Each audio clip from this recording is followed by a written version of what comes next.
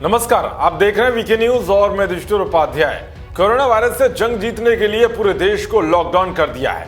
इस वायरस को हराने का यही एक बड़ा हथियार है, क्योंकि सोशल डिस्टेंस का पालन करके ही इसके संक्रमण से बचा जा सकता है। केंद्र और राज्य सरकारें लगातार लोगों से अपील कर रही है कि वो घरों में रहें और बाहर ना निकलें।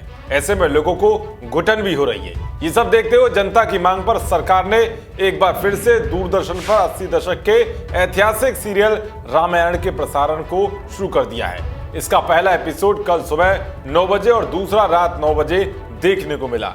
लोगों ने इसे प्रसारित करने पर खुशी जताई, मगर ये सब लिबरल गैंग और बिना किसी तर्क के ज्ञान बांटने वालों को पसंद नहीं आया। उनके पेट में इतना जोर से दर्द हुआ कि उन्होंने अपने अंदर भरे जहर को सोशल मीडिया पर निकाल दिया।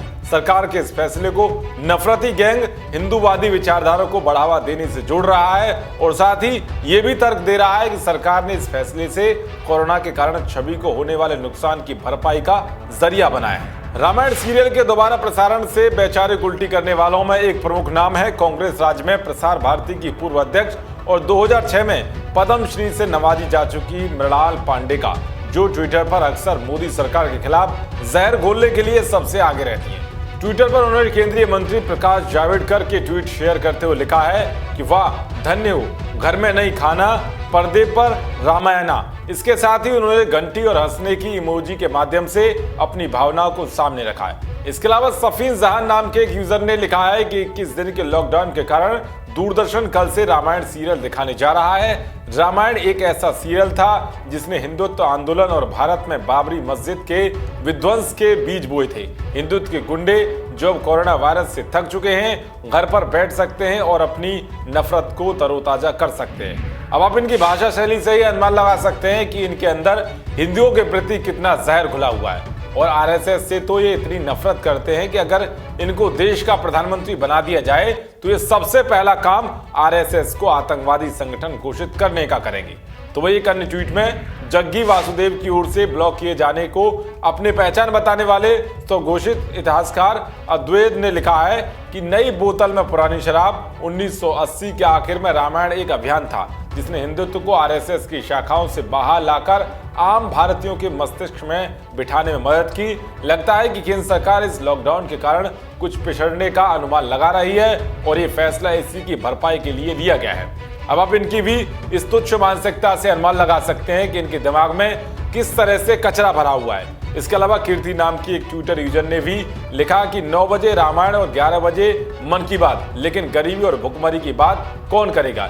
इससे पहले इन्होंने रामायण के प्रसारण से आहत होकर कटाक्ष करते हुए एक ट्वीट लिखा जिसमें इन्होंने लिखा है कि क्या दुनिया का सबसे बड़े सामाजिक संगठन आरएसएस कहीं कुछ सेवा करते हुए नजर आया।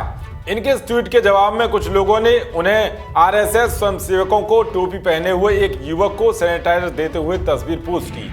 वैसे उनको यही पता होना चाहिए कि इस संकट की घड़ी में सरकार लगातार राहत पैकेज का ऐलान कर रही है और लोगों को किसी भी तरह की कोई भी परेशानी ना हो इसके लिए इंतजाम कर रही है। तो इस बीच एफआईआर एक्ट्रेस कविता कौशिक ने ट्वीट कर रामायण के दोबारा प्रसारण पर सवाल उठाया। कविता ने ट्वीट में लिखा कि खुद तो पार्लियामेंट पर बैठ के फोन पे पोर्न देख रहे हैं, हमको रामायण देखने को कह रहे हैं। मैडम का ये घटिया ट्वीट लोगों को बिल्कुल भी पसंद नहीं आया। यूजर्स ने उनके इस ट्वीट पर उन्हें ट्रोल कर दिया और लोगों ने इनकी गिरफ्तारी तक की मांग कर दी। गौर करने वाली बात तो ये है कि जैसे ही शनिवार को रामायण का पहला एपिसोड सुबह 9 बजे प्रसारित हुआ तो लोगों ने गूगल पर रामानंद सागर की रामायण सर्च करना शुरू कर दिया, जिसकी वजह से ये गूगल में टॉप सर्च में आ गया। लोग ये जानने को काफी उत्सुक थे कि इसका प्रसारण कब शुरू होगा और वो इसे ऑनलाइन कैसे देख पाएंगे। इसके लिए लोग लगातार ऑनलाइन लिंक सर्च कर रहे थे, मगर लिब्रांडियो को ये सब रास नहीं आया। उन्होंने तो केवल सरकार की आलोचना की और आरएसएस की विचारधारा के खिलाफ जाकर उन्होंने अपनी सोच को जाहिर किया। ऐसे लोगों की सोच पर आपकी क्या राय है, कमेंट बॉक्स जरूर बताएं। देश और दुनिया की तमाम खबरों को पाने के लिए देखते रहिए वीके न्यूज। शुक्रिया।